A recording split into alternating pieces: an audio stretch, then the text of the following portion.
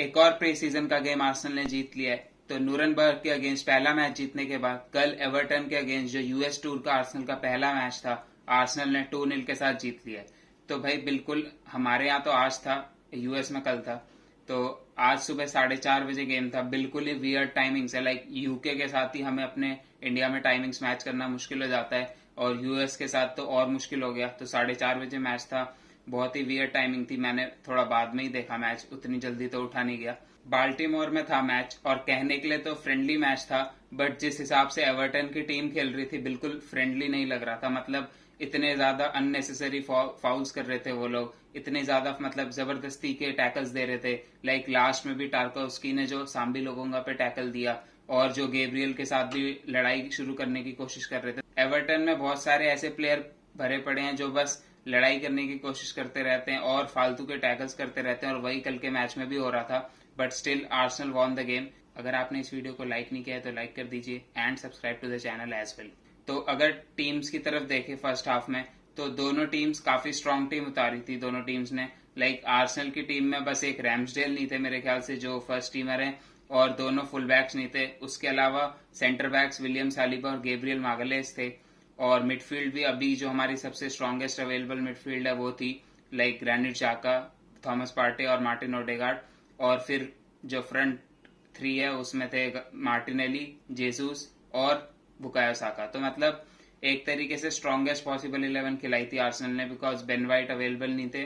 और वैसे एक तरीके से देखे तो विलियम सालिबा भी कोई लाइक एक डाउनग्रेड नहीं है, बट हाँ फुल बैक्स और जो गोलकीपर थे वो डेफिनेटली एक तरीके से बैकअप वाले ही खिलाए थे, नूनो टवारेस और सेड्रिक और मैट टर्नर जो कि अमेरिका के लोकल बॉय हैं, तो उन्हें तो खिलाना बनता ही था। तो फर्स्ट हाफ तो आर्सेनल का बहुत क्रिस्प किया। लाइक दोनों गोल आर्सेनल ने फर्स्ट हाफ में ही स्कोर कर लिए थे, बट उन दो गोल्स के अलावा भी अगर आप फर्स्ट हाफ को देखेंगे तो आर्सेनल ने पूरी तरीके से डोमिनेट किया। लाइक एक दो लॉन्ग बॉल्स निकाल ली थी एवर्टन ने, जिसपे मतलब उनके जो स्ट्राइकर हैं काल्वर्ट लुइन और जो उनके विंग बैक्स हैं वो आगे आ गए थे। लेकिन उसके अलावा देखे तो पूरी तरीके से आर्सेनल का ही डोमिनेशन था, जबकि 5 एट द बैक खेल रही थी एवर्टन। लाइक ऐसा भी नहीं था कि 3 एट द बैक और विंग बैक खेले, पूरे हर वक्त उनके ऐसा लग रहा था 5 डिफेंडरों की लाइन बना रखी है उन्होंने, और बॉक्स में 7-8 प्लेयर रह रहे थे। काफी मुश्किल हो रहा था आर्सेनल के लिए, इसलिए उनके बॉक्स में जाके कुछ भी मूवमेंट करना, कोई भी शॉट्स मारना, बिकॉज वो एक तरीके से बहुत क्राउडेड कर रहे थे अपने बॉक्स को। तो बट जो पहला गोल आया था वो आया था गैब्रियल जेसूस की तरफ से, जो एक कॉर्नर पे उन्होंने एक बहुत ही ब्रिलियंट फर्स्ट टच लेके एकदम टॉप बिन गोल स्कोर किया। लाइक ऐसी फिनिश देखे हुए मतलब हमें कितने सालों गुजर चुके हैं। लाइक ओबामेयांग अच्छी फिनिश करते थे, बट अभी पिछले 2 साल में तो ना ओबामेयांग और लाकाजेट दोनों बिल्कुल ही मतलब ऐसी मतलब आर्सेनल फैंस को एकदम सुखा रखा था गोल्स के मामलों में। उसके तुरंत बाद एक बहुत बढ़िया प्ले बना के गैब्रियल जेसूस ने साका को असिस्ट दिया और साका ने भी स्कोर किया। तो आर्सेनल ने 2 गोल्स की लीड बहुत जल्दी ले ली थी, लाइक अराउंड 35 मिनट्स में ही ले ली थी। उसके अलावा भी पूरे फर्स्ट हाफ में आर्सेनल का ही डोमिनेशन था। लाइक विलियम सलीबा और गैब्रियल मागालेस तो बहुत बढ़िया खेल ही रहते, जैसे हमेशा खेलते हैं गैब्रियल तो। और विलियम सालिबा की मतलब एक तरीके से सेकंड डेब्यू बोल सकते हैं। उन्होंने एक बार एक प्री सीजन गेम खेला था आर्सेनल के लिए, बट अब 2 सीजन बाद वापस आर्सेनल की शर्ट में गेम खेला। इस गेम में मुझे ऐसा लग रहा था कि वो काफी सेफ खेलने की कोशिश कर रहे थे, लाइक सिंपल पासेस खेल रहे थे। ऐसा नहीं था कि ड्रिबल करके बहुत आगे ले जा रहे थे। लाइक हमने जैसे उनके सुनी थी बातें कि बहुत ज्यादा बढ़िया ड्रिबल्स लेते हैं, बहुत अच्छी रन्स निकालते हैं फ्रॉम द बैक। कल उन्होंने ऐसा कुछ ट्राई नहीं किया इस गेम में, बट उसके अलावा बहुत कंफर्टेबल थे बॉल पे, और जो उनकी रिकवरी पेस है वो तो एब्सोल्युटली फैंटास्टिक है। लाइक इतने बड़े साइज के डिफेंडर के लिए, लाइक ही इज ऑलमोस्ट 6'4", इतने बड़े डिफेंडर के लिए इतनी बढ़िया रिकवरी पेस होना। लाइक एक प्लेयर जो अभी रिसेंटली याद आता है वो है वर्जिल वैन डाइक। तो मतलब ऑलमोस्ट उन्हीं के मोल्ड के प्लेयर लगते हैं। अब देखना रहेगा क्या वो उस लेवल पे परफॉर्म कर पाएंगे टॉप टीम्स के अगेंस्ट। बट जो गैब्रियल और विलियम सलीबा की पार्टनरशिप होगी, लाइक एक 2 बड़े डिफेंडर्स जो कि काफी अच्छे लाइक फिजिकल प्रेजेंस तो प्रोवाइड कर ही रहे हैं, उसके साथ साथ बॉल प्लेइंग एबिलिटी भी दोनों की काफी अच्छी है। आर्सेनल का सेंटर बैक वाला सेक्शन तो काफी सही है इस मोमेंट ऑफ टाइम पे, अगर विलियम सलीबा या गैब्रियल या बेन वाइट सब फिट रहते हैं तो। उसके बाद अगर हम फुल बैक्स देख लें तो किएरन टिर्नी का कुछ इंजरी का इशू था, ये चीज बाद में मिकेल आर्टेटा ने आके क्लियर कर दी थी, और टोमियासू को भी कोई इंजरी थी। तो मतलब भाई ये 2 फुल बैक तो फिट होने का नाम नहीं लेते हैं। तो सेड्रिक खेल रहे थे और नूनो टवारेस खेल रहे थे। तो नूनो टवारेस जो कि शायद लोन पे जा सकते हैं अगर जिनचेंको आ जाएंगे, तो बट स्टिल अभी वही फर्स्ट ऑप्शन है हमारे पास, जो अगर किएरन टिerney के केस में। तो नुनो टवारेस की परफॉर्मेंस फर्स्ट हाफ ही खेले वो, पर जितना भी खेले मेरे ख्याल से एक डिसेंट परफॉर्मेंस थी उनकी। लाइक डिफेंसिवली तो मैं उनसे ज्यादा एक्सपेक्ट करता भी नहीं हूँ, और उन्होंने कुछ किया भी नहीं ज्यादा डिफेंसिवली, लेकिन आगे जाते हुए वो काफी अच्छा खेल रहे थे। वो अपने मैन को बीट करके आगे निकल जा रहे थे, और क्रॉसेज अच्छे डाल रहे थे, और स्पीड तो उनकी अच्छी खासी है ही, और फिजिकल प्रेजेंस भी अच्छी खासी है ही उनकी। तो वैसे वो विंग बैक वाले सिस्टम में मेरे ख्याल से काफी एक्सेल कर सकते हैं, but as a full back और इन्वर्टेड फुल बैक जो आर्सेनल उन्हें खिलाना चाहती है, वैसे खेलना उनके लिए काफी मुश्किल है। बट स्टिल कल उनकी फर्स्ट हाफ की परफॉर्मेंस काफी डिसेंट थी। Cedric on the other hand, मेरे को ऐसा लगा कि सेड्रिक काफी अच्छा खेले। सेड्रिक ग्रो करते जा रहे हैं अपने रोल में, क्योंकि उन्हें जितना गेम टाइम मिला है ना टोमियासू की इंजरी के बाद, मेरे ख्याल से तो सेड्रिक काफी अच्छा बैकअप ऑप्शन है। बेलरिन से तो काफी अच्छा ऑप्शन है, और अगर आर्सेनल एक और राइट बैक नहीं ला रही है तो मेरे ख्याल से Cedric is a decent option to keep. और सेड्रिक ने वो परफॉर्मेंस अपनी दिखाई भी, काफी अच्छा खेले। वो आगे जाके तो ओवरलैप में अच्छा खेलते ही हैं, क्रॉसेस भी अच्छे डालते हैं। जो गेब्रियल जेसस का गोल था उसमें भी उन्हीं ने क्रॉस डाला था। और उसके अलावा डिफेंसिवली भी वो डिसेंट रहते ही हैं, कभी कभार अपने मैन को मिस कर देते हैं या मार्कर मिस कर देते हैं, बट स्टिल मेरे ख्याल से एक डिसेंट बैकअप रहते ही हैं, और कल भी अच्छा खेले। उसके बाद अगर हम मिडफील्ड में आए तो थॉमस पार्टे तो है ही हमारे मिडफील्ड का ग्लू। और थॉमस पार्टे जितने क्रिस्प पासेस देते हैं, ऐसा लग नहीं रहा था कि वो बहुत दिनों बाद आ रहे हैं। और उनके अराउंड जो एलिगेशन चल रही हैं अभी, और जो रूमर्स चल रही हैं, मुझे ऐसा लगा था क्या वो उनकी परफॉर्मेंस को अफेक्ट करेंगे, बट नहीं। जैसी परफॉर्मेंस उनकी देखी, काफी अच्छी परफॉर्मेंस रही। उन्हें एक ही हाफ खेला उन्होंने भी, जो अपने वो एकदम टॉप लेवल पे परफॉर्म कर रहे थे ना जब वो दिसंबर के बाद से, वैसा ही खेल रहे थे बिल्कुल आज भी, इंजरी इतने 2 महीने की इंजरी के बाद। तो काफी खुश रहा मैं उनकी परफॉर्मेंस देख के। ग्रेनिट जाका decent performance I would say, एक आधी मिस्टेक्स उनकी रहती हैं और वो अभी भी थी। तो इसीलिए मैं चाहूंगा कि आर्सेनल अगर मिडफील्ड में ग्रेनिट जाका पे अपग्रेड कर ले तो बिल्कुल करना चाहिए। बट स्टिल मेरे ख्याल से डिसेंट परफॉर्मेंस थी ग्रेनिट जाका की भी। मार्टिन ओडेगार्ड जो कि कैप्टन भी हैं, और एक तरीके से ऑफिशियल कैप्टन भी अनाउंस होने वाले हैं, ऐसी न्यूज आ रही थी। तो उनकी तो परफॉर्मेंस डिसेंट थी, वो भी पहला मैच खेल रहे थे लास्ट सीजन के बाद। तो स्टिल काफी अच्छा उनका जो सिल्की टच रहता है वो तो है ही, पासेस अच्छे निकालते हैं।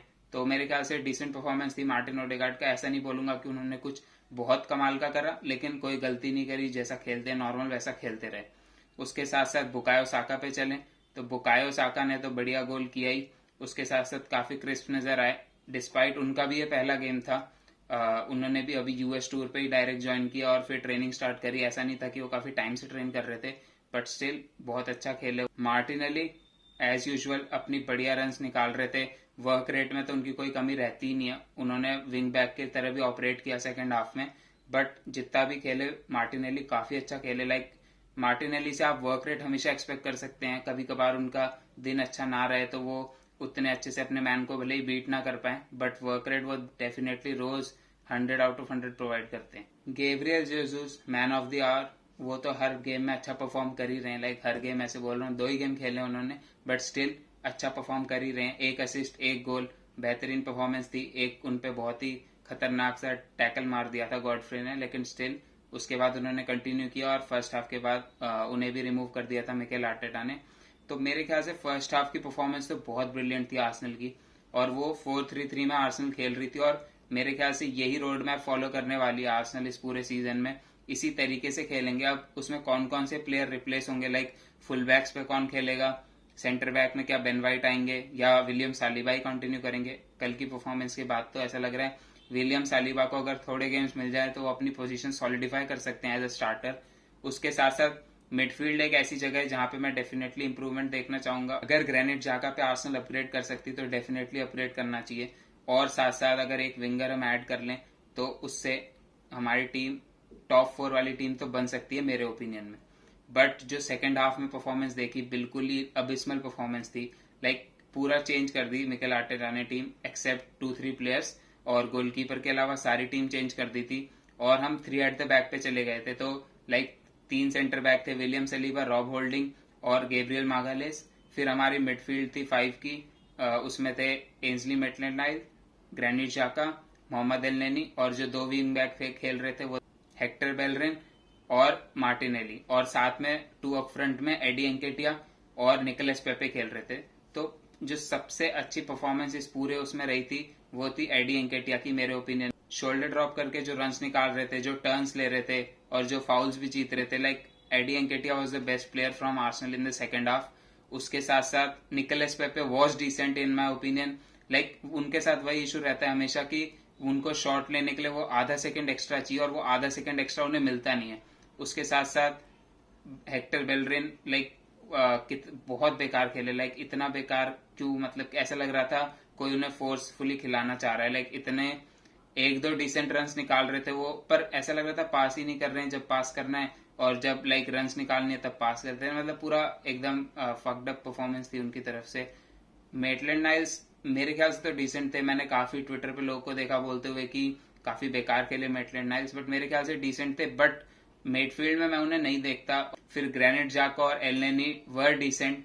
एलनेनी मतलब one of the best midfielder बोल सकता हूँ। लाइक जिस हिसाब से वो पासेस निकाले उन्होंने एक दो आगे, और जिस हिसाब से बॉल रिसाइकल कर रहे थे एलनेनी, जो हमेशा वो करते ही हैं। ग्रेनिट जाका की तो मैंने परफॉर्मेंस ऑलरेडी बताई दी है। Martinelli was also struggling as a wing back. मैंने देखा है कि जब भी आर्टेटा उन्हें एज अ विंग बैक खिलाना चाहते हैं तो मार्टिनेली काफी स्ट्रगल करते हैं। वो फाइनल थर्ड में ज्यादा अच्छे रन निकालते हैं जहां पे उन्हें स्पेस मिले थोड़ी, but as a wing back वो थोड़ा स्ट्रगल करते हैं। उसके साथ साथ बैक थ्री में Rob Holding was decent, William Saliba और गैब्रियल तो डिसेंट थे ही। उसके बाद जब बाकी चेंजेस किए तो वॉल्टर्स आए थे। मेरे ख्याल से 17 साल के सेंटर बैक है और बहुत बढ़िया परफॉर्मेंस दे रहे हैं। जितने वो कामनेस दिखाते हैं बॉल के ऊपर और जितनी फिजिकलिटी है उनकी उस एज पे और जो स्पीड है उनकी, मेरे ख्याल से एक बहुत अच्छे प्रॉस्पेक्ट हैं। इसी वजह से शायद आर्सेनल उन्हें लेके भी जा रही है। लाइक वो एज अ राइट बैक भी खेल सकते हैं, एज अ सेंटर बैक भी खेल सकते हैं। तो शायद आर्सेनल इसीलिए एक ही जो अकेडमी से प्लेयर लेके गई है वो है वॉल्टर्स, जबकि पटीनो थे और मार्सेलो फ्लोरेस थे जो कि ज्यादा हाइप्ड अप नेम है। बट आर्टेटा वॉल्टर्स को ले गए, तो देखना रहेगा कि उनका फ्यूचर कैसे डेवलप करता है और क्या उन्हें कारबाओ कप और यूरोपा लीग गेम्स में और चांसेस मिलेंगे या नहीं मिलेंगे। उसके साथ साथ सांबी लोगोंगा भी आए थे, बट उनकी परफॉर्मेंस भी मेरे को कुछ खास नहीं लगी। और अभी ऐसा लग रहा है मेरे को उनके केस में कि आर्सेनल उनका रोल डिसाइड करने में थोड़ा कंफ्यूजन में है कि उन्हें क्या एज ए लोन 6 के लिए प्रिपेयर करना चाहिए या एज ए नंबर 8 खिलाना चाहिए। और जहां तक मुझे लग रहा है अगर आर्सेनल मिडफील्डर लाती है तो ऐसा भी हो सकता है कि सांबी लोगोंगा को लोन पर भेज दिया जाए, बिकॉज उन्हें मिनट्स की जरूरत है मेरे ओपिनियन में इस टाइम पे, कि ज्यादा से ज्यादा वो गेम टाइम मिले। और अगर आर्सेनल और मिडफील्डर लाती है, लाइक जिनचेंको के साथ एक और मिडफील्डर ले आती है, तब तो मेरे ख्याल से सांबी लोगोंगा को मिनट्स मिलना और मुश्किल होगा। But with the world cup coming and जो कंजेशन है गेम्स का, तब शायद सांबी लोगोंगा काम आ सकते हैं। बट इस मोमेंट ऑफ टाइम पे मैं उन्हें एक स्टार्टर तो बिल्कुल नहीं देख रहा हूँ आर्सेनल की टीम में। तो ओवरऑल एक डिसेंट परफॉर्मेंस थी आर्सेनल की तरफ से।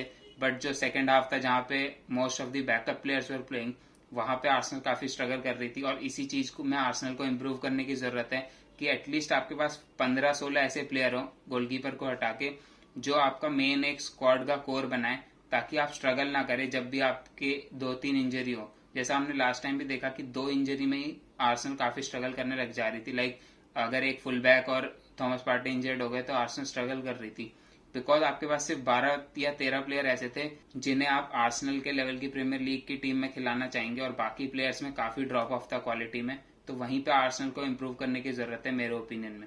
और इम्प्रूव कैसे करेंगे ट्रांसफर्स के साथ, तो कुछ ट्रांसफर्स की बात कर लें तो जिनचेंको वाली डील, जिसमें हम ऑलरेडी पहले भी डिस्कशन कर चुके हैं, अब वो डील ऐसा लग रहा है धीरे धीरे आगे बढ़ रही है। तो फब्रिसियो रोमानो का ट्वीट आया था कि 30 मिलियन पाउंड्स में आर्सेनल और मैनचेस्टर सिटी के बीच में डील हो चुकी है। अब बस पर्सनल टर्म्स पे लास्ट जो सैलरी डिटेल्स वगैरह पे और कॉन्ट्रैक्ट की लेंथ पे डिस्कशन बाकी है, और जो चल रहा है, और जो कि hopefully will not be an issue, जो कि काफी सारे सोर्सेज से आ चुका है। और क्यों होगा, जिनचेंको ऑलरेडी आर्टेटा के साथ काम कर चुके हैं, तो I don't think it will be an issue. तो देखना रहेगा क्या आर्सेनल इस डील को कंप्लीट कर पाती है या नहीं कर पाती। आज की वीडियो में इतना ही, मिलता हूँ अगली वीडियो में, तब तक के लिए take care and good bye.